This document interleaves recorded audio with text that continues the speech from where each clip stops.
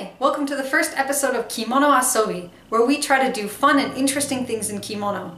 I'm Ara, and today we're going to be doing kimono yoga.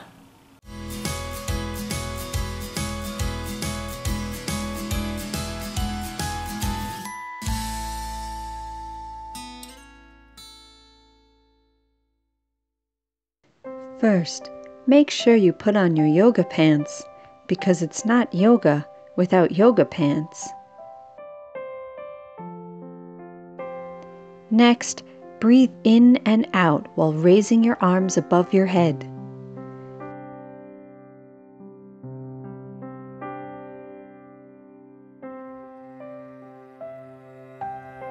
Now, touch your toes.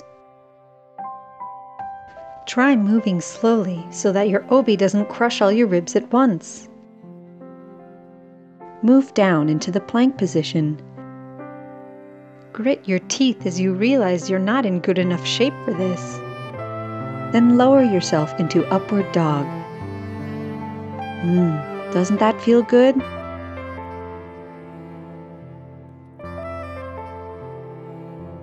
Now transition into downward dog. But don't stay there too long or you'll forget your people. Bring your right leg forward into a lunge. Be careful not to step on your kimono and rip it. You only want to regret this for a few minutes, not the rest of your life. Let's skip ahead to something a little more interesting.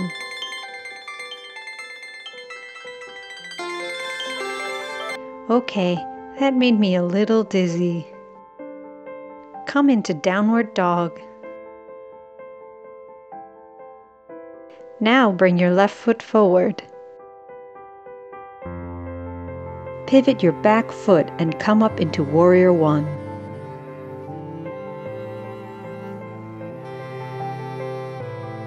Move into warrior two and imagine yourself in a Karate Kid training montage. Now move into peaceful warrior. Good job winning that tournament, Daniel. Cartwheel your arms down and return to plank. Move into the pigeon pose while balancing precariously on one leg so you can untangle the other leg from your kimono. Remember, no pain, no gain.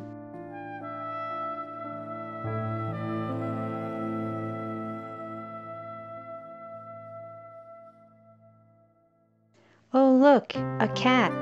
Too bad you're busy doing yoga.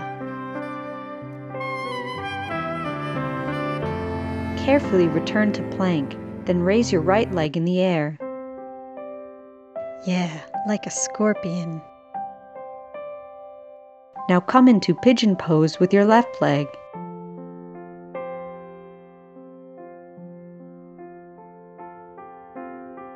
I actually ran out of things to say, so how are you today? But don't answer that out loud. You know I can't hear you, right?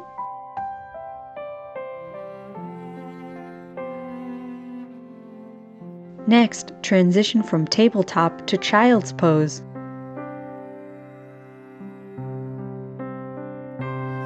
Try to keep your sobbing to a hushed minimum. Next, we will do the cat and cow position.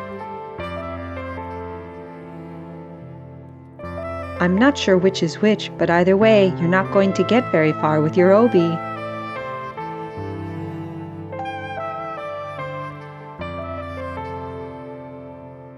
Flip around and lay on your back.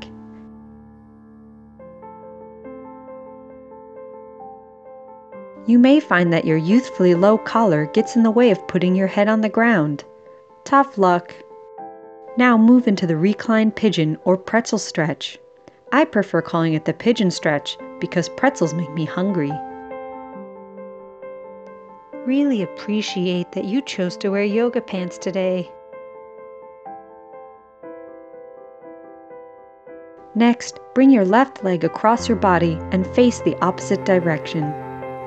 No, I said across your body.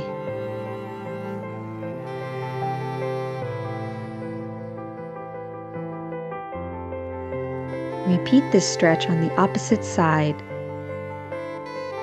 My soccer coach always called this the T stretch, but honestly, it's more like an F with a little back nub.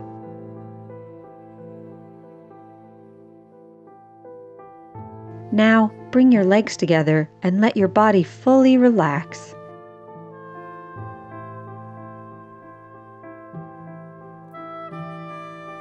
Contemplate your choices in life. Remember, you chose to do this. Now, sit up. This may be the most difficult part of your workout.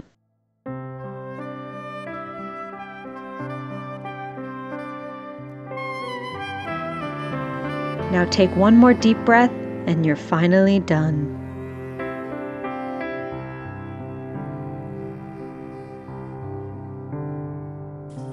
So that was my attempt at kimono yoga. Now I picked a pretty easy yoga routine to start out, and links for that are down below. I would say before kimono it was about a 3 out of 10 stars for difficulty, and then after putting on kimono it was still only maybe 4.5 stars out of 10. Not as hard as you'd think.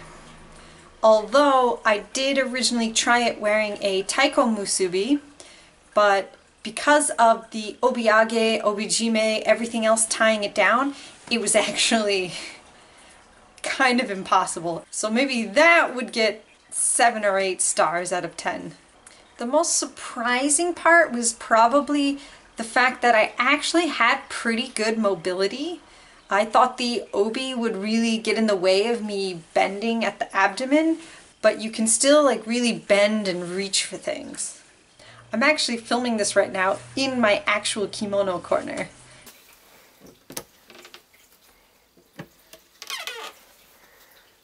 So yeah, overall it wasn't too bad. Definitely was a lot worse since I am out of shape and inflexible. But I kind of wanted to make it a little bit more difficult for myself just to see how it would turn out. And I definitely recommend to you guys, try kimono yoga at home. You'll find parts of your body you didn't know could hurt. Anyway, that's all for now. I'll see you guys next time!